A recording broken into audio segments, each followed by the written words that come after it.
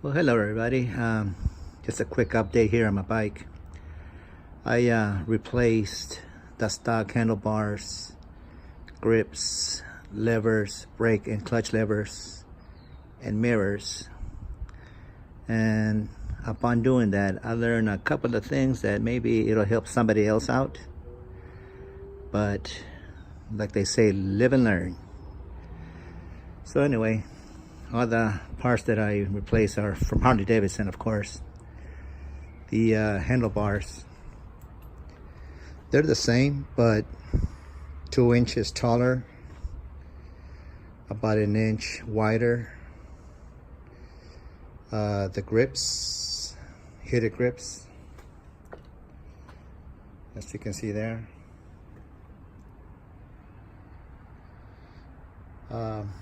The mirrors, of course, the levers, all blacked out,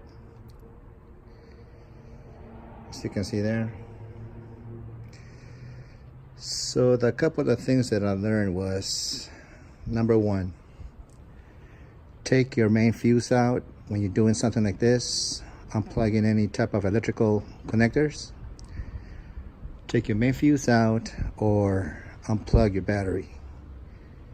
As I was plugging things back up, I saw the tiniest little spark, even though they were correct. I plugged everything correctly, but I got a small spark that blew out one of my fuses. Luckily, I saw that little spark. I noticed it, so I immediately went and checked the fuses, and bang, of course, blown out fuse. The second thing I learned was the ignition switch. When you take that ignition switch out, don't interrupt the tumblers inside, because you won't be able to put that switch back in. Of course, I took it out, not realizing I was moving around the tumblers. When I was finished, I was trying to put that switch back on there. It wouldn't go back in.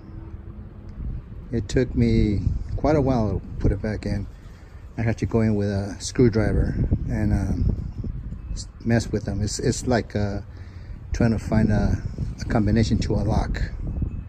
You keep moving the numbers around until you get it. And that was a pain in the butt, of course. And other than that,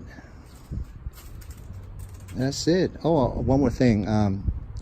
When I bought my heated grips, I was told at the dealer that I needed a harness to connect the heated grips to have power.